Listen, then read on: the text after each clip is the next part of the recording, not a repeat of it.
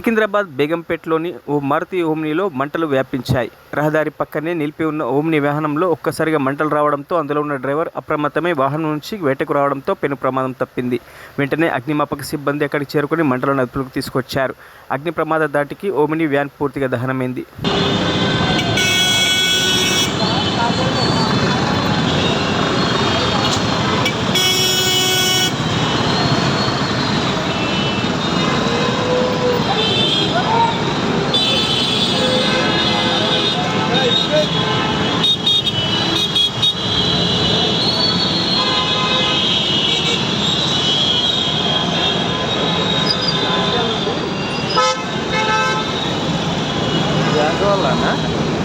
మరిన్ని అప్డేట్స్ కోసం మా ఛానల్ని సబ్స్క్రైబ్ చేయండి.